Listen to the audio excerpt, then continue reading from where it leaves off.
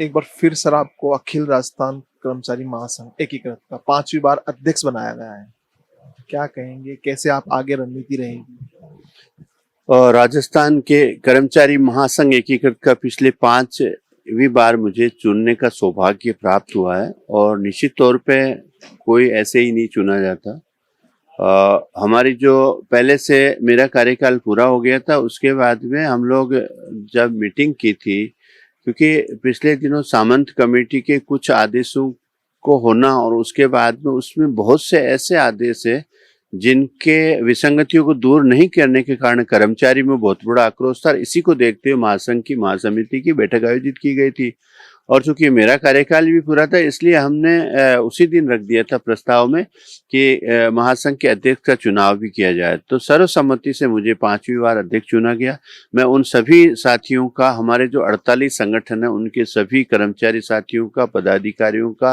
हृदय की गहराइयों से उनका धन्यवाद ज्ञापित करता हूँ कि उन्होंने मुझे विश्वास व्यक्त किया मेरे ऊपर और मुझे कार्य करने के लिए उन्होंने मुझे जो है नेतृत्व दिया। इसके लिए मैं धन्यवाद देता हूँ और मैं कोशिश करूंगा कि कर्मचारियों की जो भी समस्याएं, कर्मचारियों की जो भी मांगे, उनको राज्य सरकार तक पहुंचाने का जो प्रयास करता रहा उसमें और निरंतरता रहेगी और मैं हमेशा 24 घंटे कर्मचारियों की जो भी समस्या उनको समाधान करने के लिए मुख्यमंत्री और राज्य सरकार से बार बार करता है और आगे भी कार्य करने में कोई कसर नहीं छोड़ूंगा। खेमराज कमेटी जो है उसका बार बार जिक्र करते हैं, ये क्या है और इसको कैसे आप लागू? और राजस्थान की माननीय वसुंधरा जी सरकार ने एक वेतन विसंगतियों को, 7वें वेतन आयोग की विसंगतियों को दूर करने के लिए डीसी सामंत की कमेटी गठित की थी और उसका कार्यकाल बढ़ाते बढ़ाते गहलोत सरकार के समय भी कार्यकाल बढ़ा और फिर उसने अपनी रिपोर्ट सरकार को सौंप दी और माननीय गहलोत साहब ने जो है उस कमेटी को लागू नहीं करने के लिए या यूं समझो उसको आगे बढ़ाने के लिए खेमराज कमेटी का गठन किया और जो वेतन विसंगति और परीक्षण समिति की रिपोर्ट थी देनी थी सरकार को, परंतु वो जो खेमराज कमेटी की रिपोर्ट पिछले सरकार में सुपुर्द कर दी गई थी, परंतु उसमें क्या था, हम पिछले कई वर्षों से जब से सरकार को खेमराज कमेटी जो वेतन विसंगति परीक्षण समिति है उसको सरकार को सुपुर्द कर दी। हम ये चाहते थे, राजस्थान का कर्मचारी ये चाहता था कि इसको सार्वजनिक किया जाए और सार्वजनिक करके कर्मचारियों के हितार्थ क्या क्या उसके बारे में हर वर्ग को पता चले, परंतु राज्य सरकार ने चूंकि अभी इसके कुछ अंश जहाँ तक हमें विश्वास है कुछ अंश ही जो है कर्मचारियों के हितों विसंगतियों को दूर किया गया, परंतु हम ये चाहते हैं, राजस्थान का कर्मचारी मांग कर रहा है कि वेतन खेमराज कमेटी है उसको सार्वजनिक किया जाए। खेमराज कमेटी ने क्या क्या कर्मचारियों के पक्ष में दिया, क्या नहीं दिया, इसके बारे में हम उस पर परीक्षण करना चाहते हैं, इसलिए राज्य सरकार से मांग करते हैं इसको सार्वजनिक किया जाए। दूसरा, पिछले कई दिनों से जब से कुछ आदेश हुए, जैसे मैं आपको बताऊं, छात्रावास अधीक्षक की ग्रेड पे 5 से 8 हुई है, औपतेलमी की हुई है और ऐसे कई कैडर हैं, जैसे मीटर रीडर है पीएचडी में, उनकी ग्रेड पे में संशोधन हुआ। तो निश्चित तौर पे सरकार ने अच्छे कदम उठाए, परंतु वो जो बड़ा तबका है मंत्रालय कर्मचारियों का और अन्य संवर्ग है जिनकी विसंगतियां पिछले कई वर्षों से चालू है और उन विसंगतियों को दूर करने के लिए पिछले 10 साल से संघर्ष कर रहे हैं कर्मचारी, परंतु अभी तक उन विसंगतियों को दूर नहीं किया गया। जिस तरीके से जब ये समान भर्ती है, समान शैक्षणिक योग्यता, एक ही विज्ञापन से समान कार्य पर विसंगतियां लेवल हमारी ग्रेड पे लेवल 5 है, फिर से 8 तक हम 7 है, फिर विसंगति दूर होती है। ये डिस्पैरिटी को दूर करने के लिए वेतन परीक्षण समिति में हमने कई बार ज्ञापन दिए, उसके बावजूद भी उसको दूर नहीं किया गया। तो राजस्थान के कर्मचारियों में बहुत बड़ा आक्रोश है और इसी बात को लेके हम लोग शीघ्र ही मांग पत्र राज्य सरकार को देंगे और फिर प्रदेश व्यापी आंदोलन की रूपरेखा तैयार करने जा रहे हैं। कब तक आप ये ज्ञापन देंगे और कब आप इसे आंदोलन की रूपरेखा क्या डिसाइड आप कर रखे हैं आंदोलन को? नहीं, शीघ्र ही हम मांग पत्र बना रहे, क्योंकि कुछ विसंगतियां हो या कुछ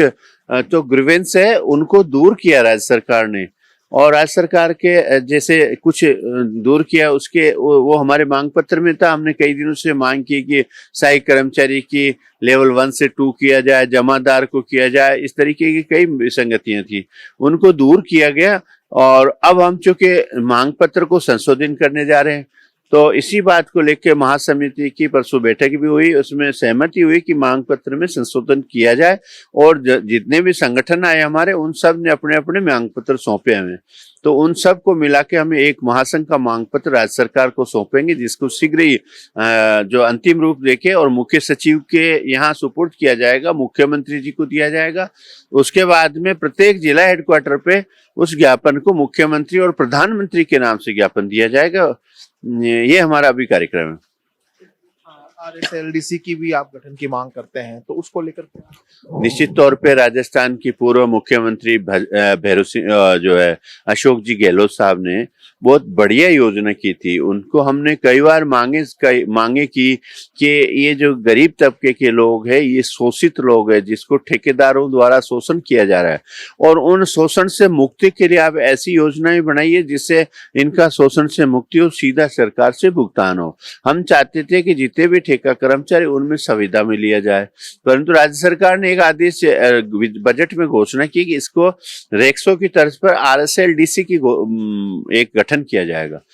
चूंकि पिछले सरकार में किसी कारणवश उस RSLDC के नियम भी बने, परंतु अधिसूचना जारी नहीं हुई, और इस सरकार में भी 1 साल हो गया उस अधिसूचना जारी होने के इंतजार में। चूंकि आपको पता है किसी भी ठेकेदार के यहाँ अगर RSLDC जो है का गठन होता है तो उन्हें बड़ी तकलीफ होती है, इसलिए वो जो ठेका कर्मचारी उन्हें बड़ी पीड़ादायक रहती है। अभी वो अपनी मांग भी नहीं उठाते, जो उठाता उसे हटा दिया जाता है। तो मैं माननीय मुख्यमंत्री भजन लाल जी से मांग करता हूं कि जो RSLDC में कोई ज्यादा प्रॉब्लम भी नहीं है और गठन होने का जो है हो चुका है, सिर्फ अधिसूचना जारी करनी है, तो उस अधिसूचना को जारी करें और राजस्थान के 3 लाख ठेका कर्मचारियों को शोषण से मुक्ति दिलाते हुए RSLDC में समायोजित किया जाए। आप CM से मुलाकात करेंगे? निश्चित तौर पे अगर सरकार ने जो है ध्यान नहीं दिया और RSLDC का गठन नहीं किया गया और सहायक कर्मचारी है उनको जो लगे हुए ठेका कर्मचारी हो या अन्य विभाग में उन्हें बोनस अंक नहीं दिए गए, उन्हें समायोजित नहीं किया गया, फिर निश्चित तौर पे राजस्थान में हम मुख्यमंत्री जी को ज्ञापन देंगे। उसके बाद भी नहीं सुनी तो राजस्थान में एक राज्यव्यापी आंदोलन करेंगे, जिसके लिए मुख्यमंत्री जी को हम पहले ही चेतावनी देते हैं। संविदा कर्मियों की मांग लगातार रहती है कि उनके जो प्रथा है वो ठेका प्रथा वो बंद हो, उनकी जो वेतन जो है वो नहीं। एक चीज बताऊं अभिषेक जी आपको कि संविदा कर्मचारी और ठेका कर्मचारी या अन्य जो प्रथाएं हैं उनको इन्होंने अलग अलग विवेचना की। दूसरी तरफ हम पिछले कई वर्षों से मांग करते हैं संविदा कर्मचारी राज्य सरकार किसको मानती है? संविदा कर्मचारी क्या राज्य सरकार से वेतन उठाने वाले कर्मचारियों की मानती है या बिचौलियों के माध्यम से उठाने वाले को मानती है? अगर राज्य कर्मचारी जो है सीधा भुगतान कर रहे हैं राज्य सरकार से खाते से तो उनको मानती है, तो आंगनबाड़ी की महिलाएं भी है, होमगार्ड के कर्मचारी, जनता जल योजना के कर्मचारी है, हमारे समाज कल्याण में रसोई और चौकीदार है वो लोग भी है, और अन्य कैडर है जिनको सरकार से सीधा भुगतान होता है। अभी MNU नगर DLV में सभी नगर पालिका नगर निगम में लगे हुए NULM के कर्मचारी है, इनको सीधा भुगतान हो रहा था, परंतु अब सरकार की मंशा क्या है कि इनको संविदा कर्मचारी किसको मानती है? इन्होंने तो एक नया कैडर बना दिया संविदा कर्मचारी को, जिसमें कह दिया कि हर 3 साल में 1 साल माना जाएगा जो पिछले की सर्विस है। तो क्या IAS की तरह? तो क्या ये IAS थोड़ी, ये तो ये सबसे छोटे तबके के कर्मचारी है और इन्हें हर साल 1 वर्ष मानते हुए नियमित करना चाहिए। पिछले दिनों जो पंचायत सहायक थे, विद्यार्थी मित्र की सेवाएं नहीं मानी गई, पंचायत सहायकों की मान ली गई। तो ये सारी विसंगतियां हैं संविदा कर्मचारी नियम 2022 में, क्योंकि ये बहुत बढ़िया कदम था। अगर सरकार सही तरीके से संविदा कर्मचारियों को नियमित करने की मंशा रखती है तो इसमें संशोधन करना चाहिए और इनके जो नियम है उसमें नियम 3 में कुछ प्रॉब्लम्स आ रही तो उसको संशोधन करना चाहिए। आज मुख्यमंत्री निःशुल्क दवा योजना के कर्मचारी है, कंप्यूटर पर कार्य कर रहे हैं और सरकार के लिए निश्चित तौर पे आम जनता को सुविधाएं देते हैं। उन लोगों को पिछले 3 साल से हम प्रयास कर रहे हैं संविदाओं के माध्यम से लिया जाए, क्योंकि उन्हें विज्ञप्ति के माध्यम से लिया है, उन्हें सरकार सीधा भुगतान कर रही है, उनको संविदा में नहीं ले रहे। एक मुख्यमंत्री जांच योजना के कर्मचारी हैं जो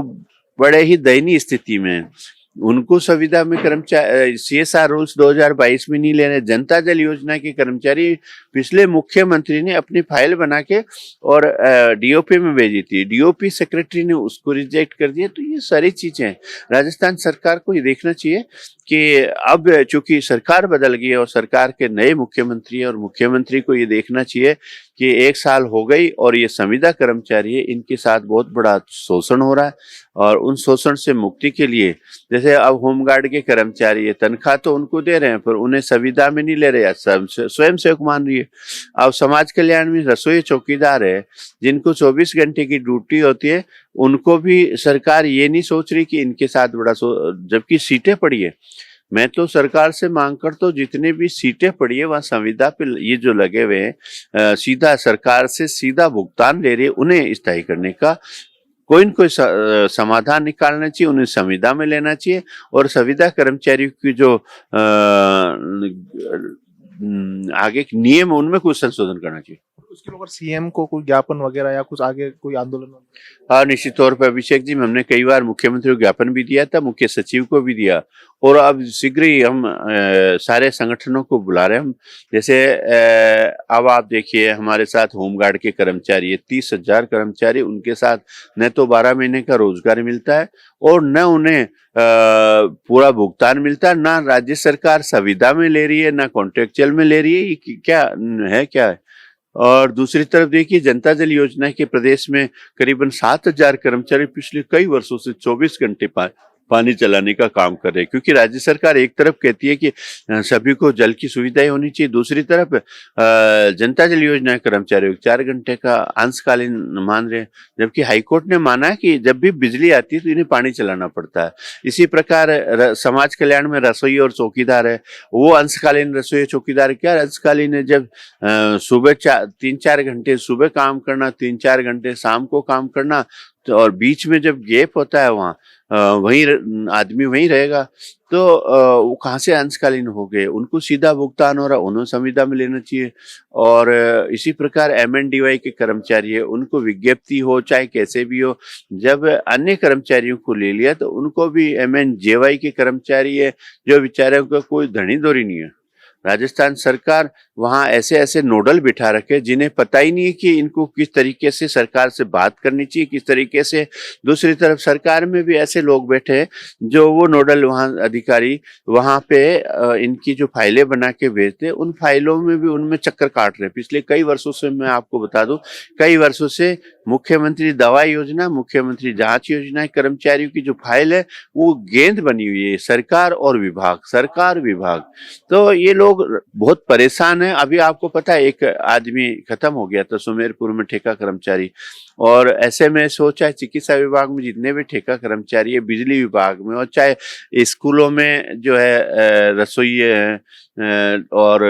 जो पंचायतों में चौकीदार है, तो इनकी ड्यूटियां तो पूरी होती है पर इनका भुगतान 7-8 हजार से ऊपर नहीं होता। और इसी बात को लेके कॉन्ट्रेक्चुअल ये जो RSR-LDC का गठन हुआ था उसमें सिर्फ अधिसूचना जारी होने, मैं माननीय मुख्यमंत्री जी से आपके माध्यम से मांग करता हूं शीघ्र ही RSR-LDC की जो गठन की अधिसूचना वो जारी करें।